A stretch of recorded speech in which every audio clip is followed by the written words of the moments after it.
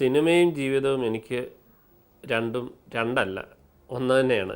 കാരണം എൻ്റെ ജീവിതവുമായി ഏറ്റവും അടുത്ത് നിൽക്കുന്ന ആണ് എൻ്റെ സിനിമയുടെ കാഴ്ചകൾ. എൻ്റെ ബാല്യങ്ങളിലും കൗമാരങ്ങളിലുമൊക്കെ എനിക്ക് ഒരുപാട് ഒഴിച്ചുകൂടാൻ പറ്റാത്ത ഒരു ഘടകം തന്നെയായിരുന്നു എൻ്റെ സിനിമ. എന്ന് വെച്ചാൽ കളിക്കൂട്ടുകാരില്ലാത്ത എൻ്റെ ബാല്യങ്ങളിലൊക്കെ എൻ്റെ കൂട്ട് എന്ന് പറയുന്നത് എൻ്റെ വീടിനടുത്തുള്ള ദീപ തിയേറ്റർ തന്നെയായിരുന്നു. ചിലപ്പോൾ കാഴ്ചയിലൂടെ പലപ്പോഴും കണ്ടിരിക്കുന്ന ഒരു സിനിമ പ്രൊജക്ഷനിസ്റ്റ് എന്ന് പറയുന്നത് ഞാൻ കണ്ടു മറന്ന ഒരുപാട് സിനിമകളുടെ അനുഭവങ്ങളായിരിക്കാം. അതുപോലെ തന്നെ എൻ്റെ രണ്ടാമത്തെ ചിത്രമായ തന്മാത്രയെക്കുറിച്ച് പറയുകയാണെങ്കിൽ തന്മാത്രയിലെ ഗൃഹാതുരത്വങ്ങളൊക്കെയും ഞാൻ അനുഭവിച്ചിട്ടുള്ളതാണ്. പ്രത്യേകിച്ച് അമ്മയുടെ ഇഞ്ചിക്കറിയുടെ രുചി, എൻ്റെ അമ്മയുടെ തന്നെ ഇഞ്ചിക്കറിയുടെ രുചിയും ഞാൻ എൻ്റെ അമ്മയെ ഓർത്തിരിക്കുന്ന ആ രുചികളിലൂടെയാണ്.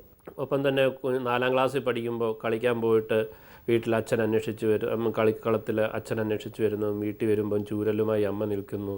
വീടിന് ചുറ്റും ഓടുമ്പോൾ അമ്മയുടെ അമ്മിഞ്ഞായിക്ക് നീര് വരും എന്നൊക്കെ പറയുന്നത് എൻ്റെ അനുഭവങ്ങളിൽ നിന്നൂടെയാണ്. അപ്പോൾ എൻ്റെ അനുഭവങ്ങളും ജീവിതവും സിനിമയും ഒക്കെ ഏതാണ്ട് ഒരേപോലെ തന്നെ നിൽക്കുന്നതാണ്. ഇത്തരം ഓർമ്മകളാണ് എന്നിലെ ഒരു ചലച്ചിത്രകാരനെ അല്ലെങ്കിൽ ഒരു സംവിധായകനെ, തിരക്കഥാകൃത്തിനെയൊക്കെ നൽകുന്ന ഊർജവും ഊടും പാവും പോലെ എൻ്റെ ജീവിതത്തിനോടൊപ്പം നിൽക്കുന്നത്. 5ാം ക്ലാസ് മുതൽ ഞാൻ പഠിച്ച സ്കൂളാണിത്, SES സെമിനാരി ഹൈസ്കൂൾ, തിരുവല്ല. ഈ സ്കൂളിൻ്റെ ഈ മുറ്റത്ത് ഇങ്ങനെ ഇരിക്കുമ്പം ഞാൻ ആദ്യമായി സ്കൂളിൽ വന്ന ദിവസത്തിന്, ഈ സ്കൂളിലേക്ക് വന്ന ദിവസം ഓർക്കുകയാണ്. 4ാം ക്ലാസ്സിൽ നിന്ന് ജയിച്ച് 5ാം ക്ലാസ്സിലേക്ക് വന്ന് ചേരുമ്പോൾ ഈ എൻ്റെ പേരിൻ്റെ ഒരു പ്രത്യേകത എല്ലാവരും വിചാരിച്ചിട്ടുണ്ട്. ബ്ലസ്സി എന്നുള്ളൊരു പേര് പലപ്പോഴും പെൺകുട്ടികളുടെ പേരായിട്ടാണ് കൂടുതൽ കാണുന്നത്. അതിൻ്റെ ഒരുപാട് തിക്തമായ അനുഭവങ്ങളും രസകരമായ അനുഭവങ്ങളും എൻ്റെ ജീവിതത്തിൽ നേരത്തെയും വന്നിട്ടുണ്ട്, ഇപ്പോഴും വന്നുകൊണ്ടിരിക്കുന്ന ഒരു കാര്യമാണ്. 4ൽ നിന്ന് ഞാൻ 5ാം ക്ലാസ്സിലേക്ക് വന്നു കഴിഞ്ഞപ്പോൾ 5ാം ക്ലാസ്സിലെ ഓരോ ഡിവിഷനിലേക്കും കുട്ടികളെയൊക്കെ തിരിച്ചിരുത്തി. പക്ഷെ ഞാൻ ചെന്ന് പെട്ടത് നിറച്ചും പെൺകുട്ടികൾ മാത്രമുള്ളൊരു ഡിവിഷനിൽ, പെൺകുട്ടികളുടെ ഇടയിൽ ഞാൻ മാത്രം ഒരു ആൺകുട്ടിയായിട്ടിരിക്കും. ശരിക്കും ഇന്നാണെങ്കിൽ പോലും ചിലപ്പോൾ ഞാൻ മറച്ചു പോകും. എങ്കിൽ പോലും അന്നത്തെ ഒരു സമയത്ത്, ആ ഒരു ചെറിയ കുട്ടിയായിരുന്ന സമയത്ത് ഒരു ആൺകുട്ടിക്ക് ഈ പെൺകുട്ടികളുടെ നടുവിൽ ഇരുന്നിട്ട് ഞാൻ വീർപ്പ് മുട്ടിയാണ് അവിടെ ഇരുന്നത്. അപ്പം ആദ്യത്തെ ദിവസമാണ്, ആദ്യത്തെ ക്ലാസ്സാണ്, അതിൻ്റെ ഒരു ടെൻഷനുണ്ട്.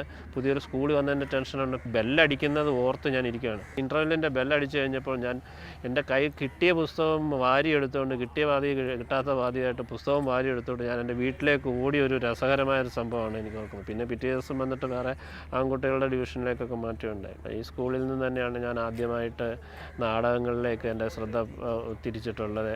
ആദ്യമായി ഞാൻ നാടകം അവതരിപ്പിച്ച് അന്നൊക്കെ എനിക്കൊന്ന് 5ാം ക്ലാസ്സിൽ 6ാം ക്ലാസ്സിലൊക്കെ പഠിക്കുമ്പോഴാണ്. അപ്പം സ്കൂളിലെ എല്ലാ കുട്ടികളും നാടകത്തിനായിട്ട് ചേരും. അപ്പോൾ ഒരുപാട് നാടകങ്ങളുള്ളതുകൊണ്ട് ഈ നാടകം സ്റ്റേജിൽ വരുന്നതിന് മുമ്പായിട്ട് ഒരു സെലക്ഷൻ കമ്മിറ്റി ഉണ്ട്. ആ കമ്മിറ്റിയുടെ മുന്നിൽ നാടകം അവതരിപ്പിച്ച് കാണിക്കണം. അപ്പോൾ ഞാനിപ്പോഴും ഓർക്കുന്നുണ്ട്, ഞാൻ ആദ്യമായിട്ട് പഠിച്ച് ഈ സെലക്ഷൻ കമ്മിറ്റിയുടെ അടുത്ത് അവതരിപ്പിച്ച നാടകത്തിന് സെലക്ഷൻ കിട്ടിയില്ലെന്ന് വേണമെങ്കിൽ പറയാം. അതുകൊണ്ട് തന്നെ എനിക്ക് അന്നേരം സ്റ്റേജിൽ അവതരിപ്പിക്കാനും പറ്റിയിട്ടുണ്ട്. പക്ഷേ ഇന്നും ഞാൻ ആ കഥയും കഥാപാത്രമൊക്കെ ഞാൻ ഓർക്കുന്നുണ്ട്. നാടകത്തിൻ്റെ പേര് പെണ്ണ് കണ്ട ലൂക്കോച്ചൻ എന്നാണ്. അപ്പോൾ അതിൻ്റെ അകത്ത് പെണ്ണ് കാണാനായിട്ട് പോകുന്ന മണവാളനായിട്ടാണ് ഞാൻ അവതരിപ്പിച്ചത്. മണവാളൻ ചെന്ന് പെണ്ണിൻ്റെ വീട്ടിൽ ചെന്നിട്ട് കസറ വേണം ഇരിക്കാൻ. അപ്പോഴാണ് പെണ്ണും പലഹാരങ്ങളും കാപ്പിയൊക്കെ ആയിട്ട് വരികയും അവതരിപ്പിക്കുകയൊക്കെ വേണ്ടി. ഇരിക്കാനായിട്ട് കസറയില്ല. അപ്പം കസറയ്ക്ക് പകരം നമ്മൾ മൈം ചെയ്ത്, അതായത് കസറ ഉണ്ടെന്നുള്ള രീതിയിൽ ഇങ്ങനെ ഇരുന്നിട്ട് വേണം അഭിനയിക്കാൻ. അപ്പോൾ അത്തരം രീതിയിലുള്ള ഒരുപാട് ഈ നാടകത്തിൻ്റെ തുടക്കമൊക്കെ എങ്ങനെയാണ്. സി ബാബു സാറാണ് ശരിക്കും എൻ്റെ നാടകത്തിൻ്റെ ജീവിതങ്ങളിലേക്ക്, അല്ലെങ്കിൽ എൻ്റെ വ്യക്തി ജീവിതത്തിൽ ഒരുപാട് സീരിയസ് ആയിട്ടുള്ള വായന അറിവുകളിലേക്കൊക്കെ എന്നെ നയിച്ചത്.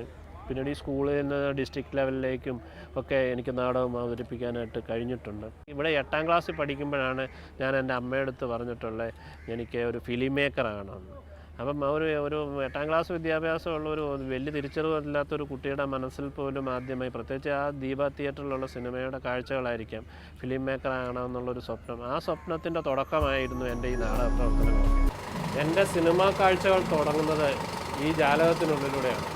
ഇവിടെ നിന്നാണ് ഞാൻ എൻ്റെ കാഴ്ചയുടെ കഥാപാത്രങ്ങളെയും അല്ലെങ്കിൽ ഒക്കെ ഞാൻ സ്വരൂപൂട്ടിയിരുന്നത്. ഈ ചില്ലകൾ കൂടെ, അല്ലെങ്കിൽ ഈ ഒരു ക്യാബിനുള്ളിലെ, ഈ തിയേറ്ററിനുള്ളിലെ എൻ്റെ കുട്ടിക്കാലത്തുള്ള സിനിമാ കാഴ്ചകൾ കൂടാണ്.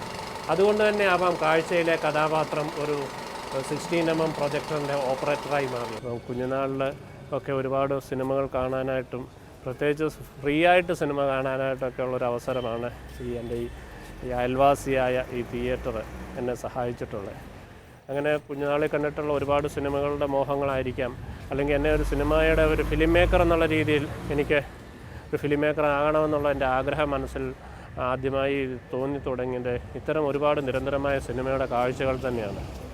ഈ തിയേറ്ററിൽ നിന്ന് കിട്ടുന്ന ചെറിയ ചെറിയ ഫിലിം സ്ട്രിപ്പുകൾ ഞാനും കാഴ്ചയിലെ ആ കുട്ടി കാണിക്കുന്ന പോലെ ബൾബിൻ്റെ അകത്തും ബൾബ് തുറന്ന് വെള്ളം ഒഴിച്ചിട്ട് ഒരു പ്രൊജക്ടർ ഉണ്ടാക്കി കളിക്കുമായിരുന്നു. അതൊക്കെ അപ്പം പലതും എൻ്റെ സിനിമകളിലൂടെ എൻ്റെ ജീവിതത്തിലെ പല അനുഭവങ്ങൾ കാഴ്ചയിലായാലും തന്മാത്രയിലാണേലും നമ്മുടെ ഒരു ഫിലിം മേക്കറിൻ്റെ സ്വന്തം ജീവിതത്തിലെ അനുഭവങ്ങളിൽ നിന്ന് സിനിമ ഉണ്ടാകുന്നു.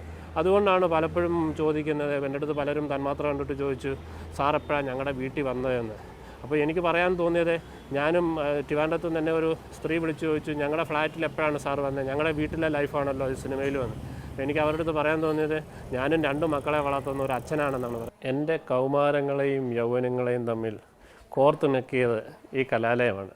ഈ കലാലയത്തിലൂടെയാണ് ഞാൻ കോളേജിലെ ബെസ്റ്റ് ആക്ടറായതും ഇൻ്റർ കോളേജ് ബെസ്റ്റ് കൊമേഡിയനായതും അങ്ങനെ നാടകങ്ങളിൽ കൂടെയൊക്കെ ഒരുപാട്, പിന്നെ ഒപ്പം നല്ല രീതിയിൽ വായിക്കാനൊക്കെ തുടങ്ങിയത് ഈ കലാലയങ്ങളിലൂടെയാണ്. ഒരു സാധാരണ എല്ലാവരും പ്രണയിച്ച് നടന്നിരുന്ന ഒരു കാലത്ത് എനിക്ക് ഈ പ്രണയങ്ങളൊക്കെ നഷ്ടമായിരുന്നു. കാരണം ആ സമയത്ത് ഞാനൊരു ഇടത്തരം ബുദ്ധിജീവിയുടെ പരിവേഷത്തോടു കൂടിയായിരുന്നു ഞാൻ എൻ്റെ കോളേജ് ലൈഫിനെ കണ്ടിരുന്നത്. കോളേജിലെ ബെസ്റ്റ് ആക്ടറെ, പിന്നെ അല്പം ഉയർന്ന രാഷ്ട്രീയ ചിന്തകൾ, ഇവരെ എൻ്റെ കോളേജ് മേറ്റ്സാണ്, എൻ്റെ സുഹൃത്തുക്കൾ. എൻ്റെ ആദ്യ സിനിമയുടെ പ്രൊഡ്യൂസർ നൗഷാദ്, എന്നെ സിനിമയിലേക്ക് എത്തിച്ച ഷെല്ലി ഒക്കെ. അപ്പോൾ എൻ്റെ സിനിമാ ജീവിതവും എൻ്റെ കോളേജ് ജീവിതവുമായിട്ട് വളരെയധികം ബന്ധപ്പെട്ട 2 മുഖ്യ കഥാപാത്രങ്ങളാണ് ഇവരൊക്കെ. പലപ്പോഴും കോളേജിനെക്കുറിച്ചും കോളേജ് ലൈഫിനെക്കുറിച്ചും അല്ലെങ്കിൽ എൻ്റെ സിനിമയുടെ കഥകളെക്കുറിച്ചും കഥകൾ ഉണ്ടായതിനെക്കുറിച്ചൊക്കെ എന്നെക്കാട്ടുപരി കൂടുതൽ സംസാരിക്കാൻ കഴിയുന്നത്, അല്ലെങ്കിൽ എന്നെക്കാട്ട് കൂടുതൽ എൻ്റെ കഥകളെക്കുറിച്ച് അറിയാൻ കഴിയുന്ന ഇവർക്കാണ്. എന്നുവെച്ചാൽ ഞാൻ ഇവരുമായിട്ടാണ് ഏറ്റവും അധികം കഥകൾ ഷെയർ ചെയ്യപ്പെട്ടിട്ടുള്ളത്. ഞങ്ങളുടെ കോളേജിൽ പഠിത്തവും അല്ലെങ്കിൽ അതുമായിട്ട് ബന്ധപ്പെട്ടൊക്കെ കഴിഞ്ഞതിന് ശേഷം സന്ധ്യകളിലും രാത്രികളിലും പലപ്പോഴും കോളേജിൽ നിന്ന് ഇറങ്ങിക്കഴിഞ്ഞിട്ടാണെങ്കിലും സിനിമയുമായിട്ട് ബന്ധപ്പെട്ട പല ചർച്ചകളും അല്ലെങ്കിൽ അതേപ്പറ്റി കഥ പറച്ചിലുകളും അങ്ങനെ രസകരമായ ഒരുപാട് അനുഭവങ്ങൾ ഞങ്ങൾക്ക് ഈ സ്റ്റേഡിയവുമായിട്ട് ബന്ധപ്പെട്ടുണ്ട്. അതെ അതെ അല്ലേ? അതെ അതെ ഇവിടുത്തെ ഓരോ മഴത്തരികളും പറയും, എന്തെല്ലാം ചെയ്തു കൂട്ടിയും.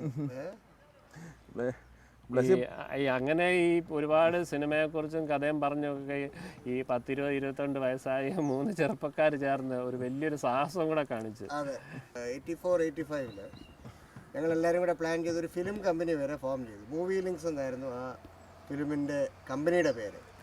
അത് കഴിഞ്ഞ് ബ്ലസ്സി ഒരു നല്ലൊരു കഥയും ഞങ്ങളെല്ലാവരും കൂടെ ആ കഥ കേൾക്കാനായിട്ട് ഇവിടെ ഡെയിലി വരികയും ആ സിനിമയുടെ പേരെന്തായിരുന്നു? സിനിമ നമ്മുടെ സങ്കീർത്തനം പേരിടുക തന്നെയല്ല, രജിസ്റ്റർ ചെയ്ത് ഞങ്ങൾ മദ്രാസിൽ പോയി ഫിലിം ചേംബർ ഓഫ് കൊമേഴ്സിൽ പോയി രജിസ്റ്റർ ചെയ്തു അത് നമ്മൾ ലാലേട്ടനൊക്കെ വളരെ പോസിറ്റീവായിട്ട് സംസാരിച്ചായിരുന്നു. വളരെ പോസിറ്റീവായിട്ടാണ്. അത് നല്ലൊരു കഥയായിരുന്നു. ആ കഥയ്ക്ക് ഇപ്പോഴും പ്രാധാന്യമുണ്ട് അല്ലേ? ഇപ്പോഴും പ്രാധാന്യമുണ്ട്. പക്ഷേ ആ കഥ ഇപ്പൊ നൗഷാദ് പറഞ്ഞ് എനിക്ക് തരേണ്ടി വരും. കഥ എന്താണെന്ന് അതല്ല, അന്ന് നമ്മൾ ഒരു കഥയല്ല, 2-3-4 കഥകൾ നമ്മൾ എല്ലാം വളരെയധികം നല്ല ത്രെഡ്, നല്ല സബ്ജക്റ്റ് ആയിരുന്നു. ശരിക്കും അങ്ങനെ പറഞ്ഞു പോയ ഒരു കഥയാണ് കാഴ്ചയുടെ കഥ. കാഴ്ച നിർമ്മിക്കാൻ തൻ്റെ ഇടം തന്നെ അന്നത്തെ ചർച്ചകളും ഒക്കെ കൊണ്ട് നമുക്കൊരു ധൈര്യമായിരുന്നു ബ്ലസ്സിയെ പറ്റി. ബ്ലസ്സി അങ്ങനത്തെ എന്താ കഴിവുള്ള ഒരാളാണെന്ന് നമുക്ക് പഠിക്കുന്ന കാലത്തെ ബോധ്യമായിരുന്നു അല്ലേ? 80കളിൽ ഞങ്ങൾക്ക് സാധിക്കാതെ പോയ ഒരു സിനിമയും ഒക്കെയാണ് ഈ 2004 കാഴ്ച എന്നുള്ളൊരു സിനിമയുടെ നിർമ്മാതാവ് കൂടിയാണ് നൗഷാദ് എന്ന് പറയുന്നതിൻ്റെ ഒരു സന്തോഷമുണ്ട്. അന്നത്തെ നമ്മുടെ താല്പര്യമായിരുന്നു ഇളയരാജയുടെ മകനെ കൊണ്ട് അന്ന് സംഗീതം ചെയ്യിപ്പിക്കുക അല്ലേ? നമ്മൾ പഞ്ചകലാലയത്തിൻ്റെ മോനുമായിട്ടൊക്കെ സംസാരിക്കുകയൊക്കെ ചെയ്തല്ലേ? എന്ന് നമ്മൾ മദ്രാസിൽ പോയി, മദ്രാസിൽ ഞങ്ങൾ കുറേ ട്രിപ്പ് ഇട്ട് ഇതിന് വേണ്ടിയിട്ട്, സിനിമയ്ക്ക് വേണ്ടിയിട്ട്. എനിവേ ആ കഥയൊക്കെ ഇനിയുണ്ട്. ബ്ലസ്സിക്ക് ഇനി എടുക്കാനായിട്ടുള്ള നല്ല നല്ല സബ്ജക്ട്സ് ഉണ്ട് ഇപ്പോഴും സ്റ്റോക്കിൽ. അതിൽ കൂടുതലും പ്രണയങ്ങളാണ്. ഈ അക്കാലത്ത് ഏറ്റവും വലിയൊരു പ്രത്യേകത എന്ന് പറഞ്ഞാൽ എനിക്ക് തോന്നുന്നു കോളേജ് ലൈഫിലെ അല്ലെങ്കിൽ സ്കൂൾ ലൈഫ് എന്നൊക്കെ പറഞ്ഞാൽ ലൈഫിൽ ഇതുവരെ പ്രണയിക്കാത്തൊരു മനുഷ്യനാണ് ഞാൻ. അതൊരു ക്രെഡിറ്റായിട്ട് എനിക്ക് ഇപ്പം തോന്നുന്നില്ല. അന്നത്തെ കാലത്തെന്ന് പറഞ്ഞാൽ ഈ കോളേജിലെ അല്പം ഒരു ഇൻ്റലക്ച്വലായിട്ട് നടക്കുക, അല്ലെന്നുണ്ടെങ്കിൽ നാടകം, മറ്റു കാര്യങ്ങൾ, വായന, റീഡിംഗ് ഒക്കെ എന്ന് പറയുമ്പോൾ ഈ പ്രണയമൊക്കെ ഒരു പുരുഷത്വത്തിന് പറ്റാത്ത അല്ലെന്നുണ്ടെങ്കിൽ ആ ഒരു പൈങ്കിളിയാണെന്നുള്ളത് പൈങ്കിളിയാണ് എന്നുള്ളൊരു തോന്നലുണ്ടായിരുന്നു. അതുകൊണ്ട് തന്നെ അങ്ങനെ ഒരു പ്രണയിക്കാൻ പറ്റില്ല. പക്ഷെ ഇന്ന് വലിയ അബദ്ധമായിട്ട് തോന്നുന്നുണ്ട്. അതുകൊണ്ട് തന്നെ എനിക്കൊന്ന് ഇപ്പം പ്രണയമൊക്കെ മനസ്സിൽ നിൽക്കുകയാണ്. ഇപ്പം സിനിമകൾ കൂടെ ഇനി പ്രണയം ഉണ്ടാവണം. അല്ല, ഈ ബ്ലസ്സിയുടെ 2 സിനിമ കഴിഞ്ഞപ്പോൾ എന്നോട് പലരും ചോദിക്കും ബ്ലസ്സി ഇങ്ങനത്തെ സീരിയസ് സബ്ജക്റ്റ്. ഞാൻ പറഞ്ഞു ബ്ലസ്സി സീരിയസ് സബ്ജക്റ്റിന് ആളൊന്നുമല്ല. വളരെ കളർഫുള്ളായിട്ടുള്ള മനസ്സും ചിന്താഗതിയൊക്കെയാണ്. പിന്നെ തുടക്കം ഇങ്ങനെ ആയിക്കോട്ടെ എന്ന് ഞാൻ പലപ്പോഴും ട്രാൻസിലായിരുന്നു. കോളേജ് ലൈഫൊക്കെ പറഞ്ഞു കഴിഞ്ഞാൽ ശരിക്കും പറഞ്ഞു കഴിഞ്ഞാൽ ഒരു ട്രാൻസിലായിരുന്നു. ഈ ലയണൽ റിച്ചിയുടെ ഹലോ ഹലോ വെച്ചാണ് നമ്മളൊരു മൂവിയുടെ ഒരു ത്രെഡ് ഉണ്ടാക്കിയത്. തീം അതായിരുന്നു. ഈ സ്റ്റേഡിയം ഓർക്കുമ്പോൾ എനിക്ക് തോന്നുന്നു ഞാനൊന്നും അങ്ങനെ കളിച്ചിട്ടേ ഇല്ല പന്ത്. ഇപ്പോൾ കുഞ്ഞുനാളിലെ എന്തെങ്കിലും കെട്ടുപന്ത് കളിച്ചിട്ടുള്ളൂ. ഈ തന്മാത്ര പറയുന്നതിൻ്റെ കെട്ടുപന്ത് കളിച്ചിട്ട് മാത്രമേ ഉള്ളൂ. അല്ല ഞാനൊരു സ്പോർട്സിലൊന്നും അങ്ങനെ ഇതുവരെ. അപ്പോൾ ഈ സ്റ്റേഡിയം എനിക്ക് അല്ലെങ്കിൽ ഞങ്ങൾക്ക് ഉപകരിച്ചിട്ടുള്ള ഞങ്ങളുടെ രാത്രികാലങ്ങളിലെ അല്ലെങ്കിൽ സായാഹ്നങ്ങളിലെ ഇത്തരം സിനിമാ ചർച്ചകൾക്ക് കൂടെയാണ്. കൂടാതെ ബ്ലസ്സി ഒരു ഇവിടുത്തെ കോളേജിലെ വലിയൊരു ബെസ്റ്റ് ആക്ടറും കൂടെ ആയിരുന്നു ആ സമയത്ത്. കോമേഡിയനായിരുന്നു. കൊമേഡിയൻ. ഇപ്പം പക്ഷെ ചിരിക്കുന്ന വല്ലപ്പോഴും ഉള്ളെന്ന് മാത്രം. ഇങ്ങനെയൊക്കെയുള്ള എടുത്തെടുത്ത്